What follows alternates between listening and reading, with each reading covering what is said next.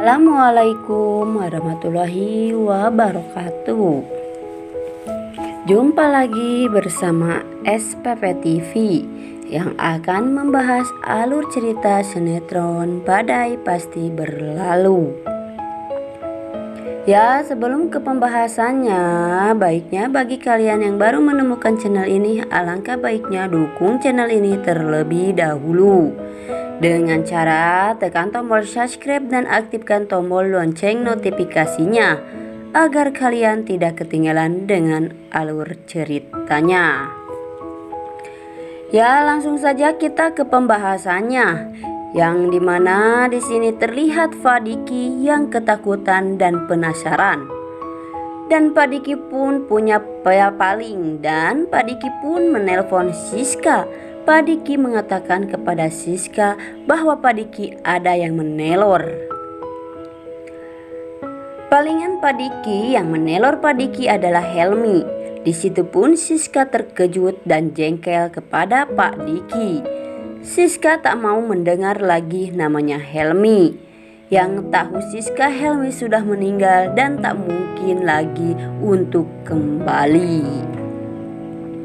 Siska pun di situ terlihat depresi dan sangat sedih sekali saat mendengar Helmi hidup kembali.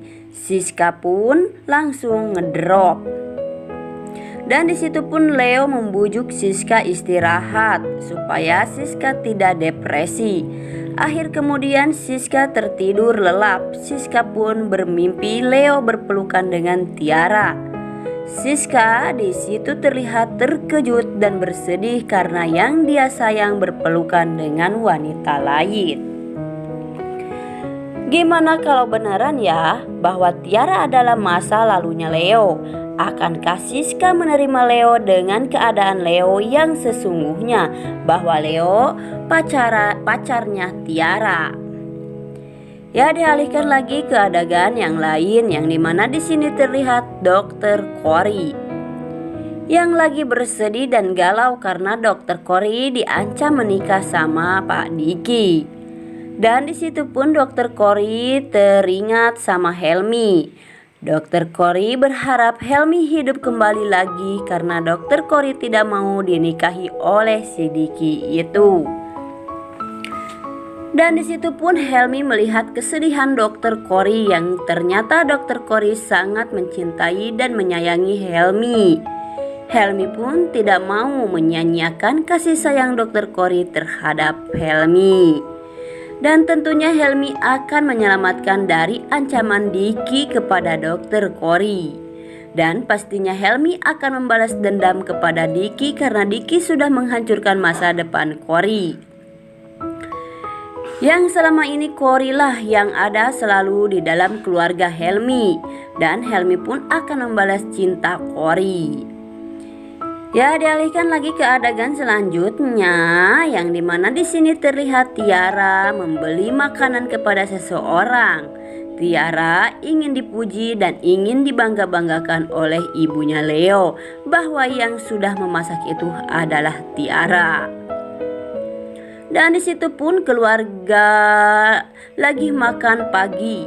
Ya, di situ Leo merasakan makanan tersebut. Kalau makanan itu adalah makanan dari restoran. Dan Leo pun teringat di masa lalunya dengan Tiara bahwa yang dimakan makanan itu nasi goreng dari restoran.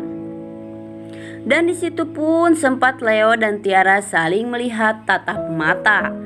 Di sini terlihat Siska yang melihat Leo dan Tiara sedang saling tatap mata, dan Siska pun curiga dari tatap mata mereka ada sesuatu yang disembunyikan dari Leo dan Tiara. Tentunya Siska curiga kepada mereka dari tingkah laku Leo kepada Tiara. Siska pun menghiraukan tingkah laku mereka dan akhirnya Siska dan Leo pun pergi. Sesampai di jalan, Siska menemui seseorang misterius tersebut yang ternyata seseorang itu mirip dengan Helmi. Siska tidak menyangka bahwa yang mengikuti di belakang Siska itu adalah benar-benar Helmi. Siska pun tidak mengetahui dan tidak sadar karena Siska tahu Helmi sudah meninggal.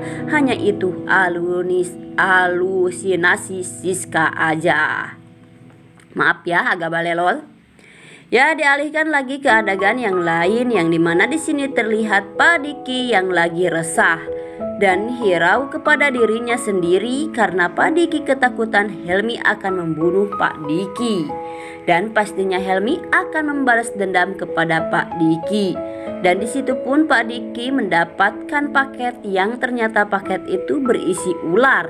Dan itu pun Pak Diki diteror sama Helmi. Lama-kelamaan Pak Diki pun stres dan Pak Diki pun ke rumah Bu Anes menanyakan Helmi. Tentunya Bu Anes tidak mengetahui keadaan Helmi karena Bu Anes yang sudah tahu Helmi sudah mati. Tapi Pak Diki pun kekeh kalau Helmi masih hidup dan disembunyikan oleh Bu Anes. Dan di situ pun Bu Anes tidak terima kalau Pak Diki mengatakan bahwa Helmi kita hidup kembali. Bu Anes pun menyangka bahwa Pak Diki sudah error ataupun sudah gelo ya. Tentunya kali ini Pak Diki benar-benar diteror sama Helmi. Tentunya Pak Diki makin hari lama kelamaan Pak Diki akan depresi dan kemungkinan gila berat. Enggak sampai di situ juga ya, Pak Diki juga menelpon Siska dan Pak Diki pun mengatakan kepada Siska bahwa Helmi telah hidup kembali. Mungkin prasangka Siska juga Pak Diki mengalami gangguan jiwa karena Pak Diki terus nanyain Helmi kepada Siska. Dan bukan Pak Diki juga yang diteror sama Helmi, Siska pun Helmi di depan matanya bahwa itu benar-benar Helmi yang mengikuti Siska. Dan di situ pun Siska mengejar seseorang misterius itu yang ternyata seseorang misterius itu adalah Helmi. Siska ingin melihat jelas benarkah itu Helmi atau itu orang lain. Helmi tidak sanggup untuk memperlihatkan dirinya kepada Siska karena Helmi pun punya rencana busuk untuk menyingkirkan Leo dari kehidupan Siska. Supaya Helmi bisa merebut kembali Siska dari Leo ke pelukan Helmi. Dan Helmi pun akan menyusun rencana-rencana baru untuk menghancurkan rumah tangga Leo dan Siska. Di akhir kemudian sesudah ada rencana yang sudah berjalan, Helmi akan menampakkan dirinya kembali kepada Siska dan terutamanya Pak Diki. Mungkin hanya ini di alur cerita sinetron Badai Pasti Berlalu nanti malam yang akan datang. Dan jangan lupa tonton terus sinetron Badai Pasti Berlalu di SCTV. Dan jangan lupa like, komen, dan share ke teman-teman kalian. Apabila saya ada kesalahan, saya mohon maaf. Saya pamit undur diri. Wassalamualaikum warahmatullahi wabarakatuh.